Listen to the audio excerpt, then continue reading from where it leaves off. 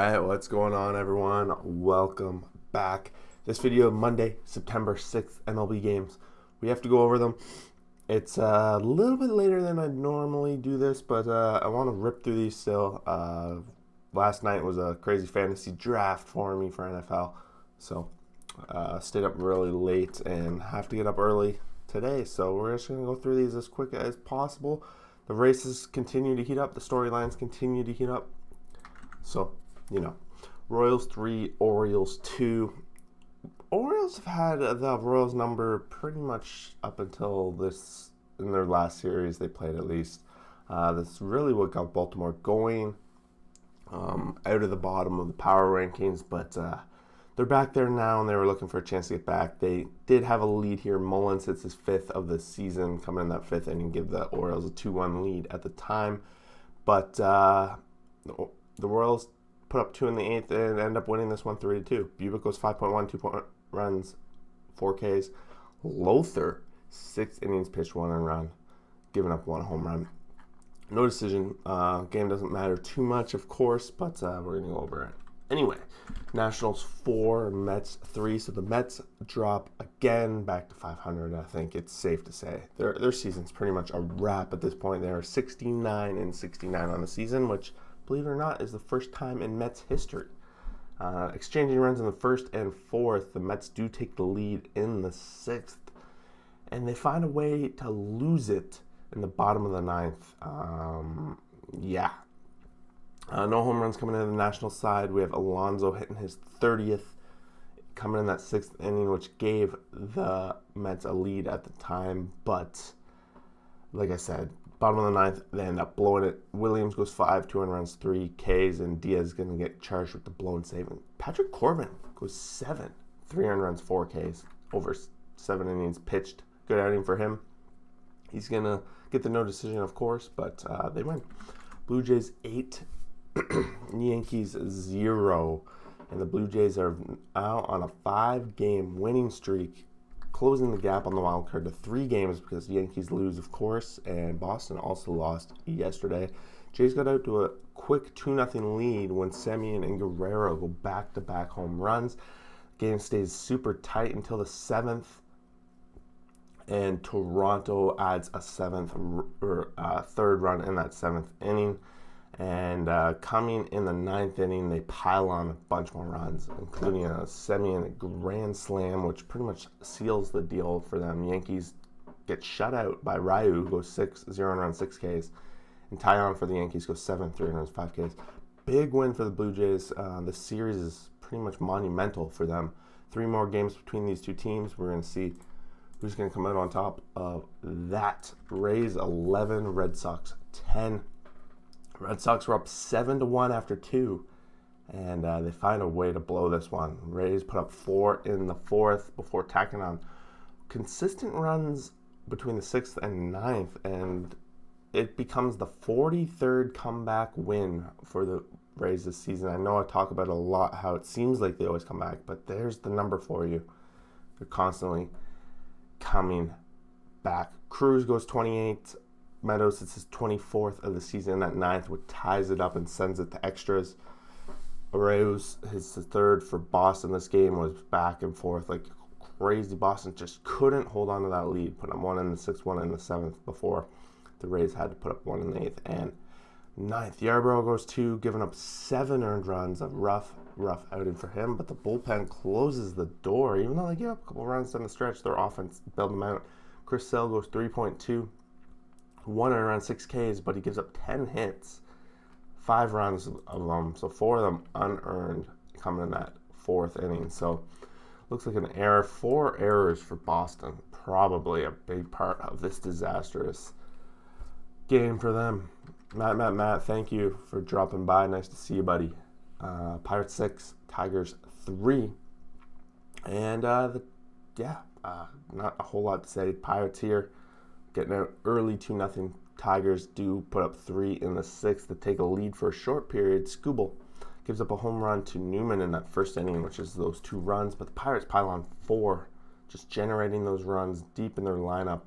Top of their lineup, getting those RBIs in late in the game. Tsugo 2-hit, 2 RBI night. Bryce Wilson goes 6, 3 earned runs, 4 Ks. Skubal goes 3, 2 earned runs, 4 Ks in the loss.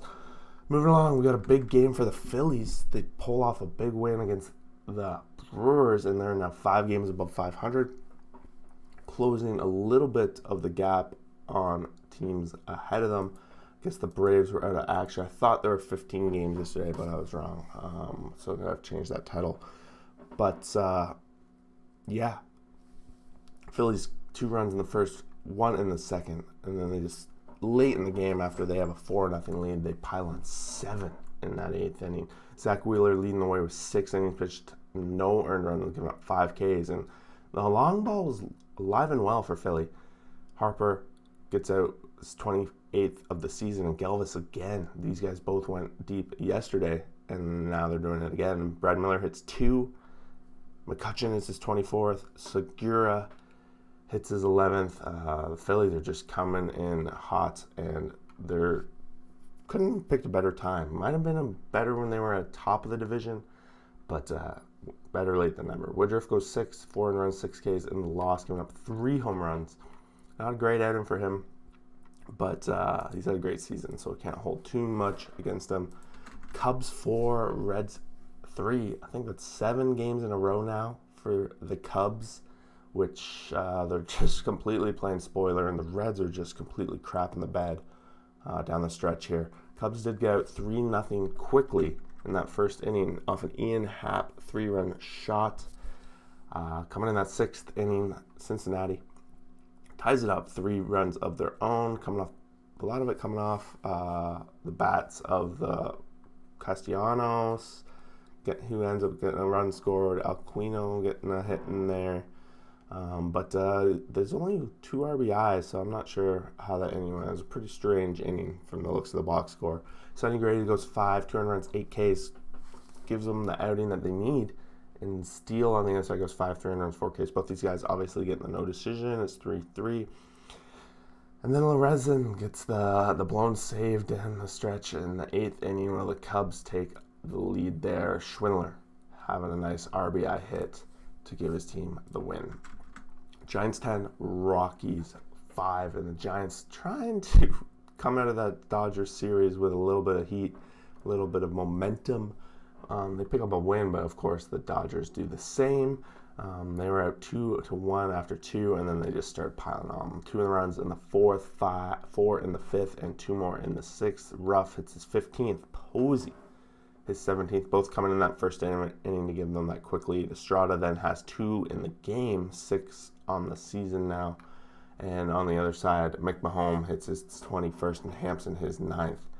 Story his 18th. So a ton of home runs coming out of both sides, which typical story for Coors Field. Gosman goes 7, 3 runs, 9 Ks. Starting to see the side of Gosman that they want back just in time for postseason push.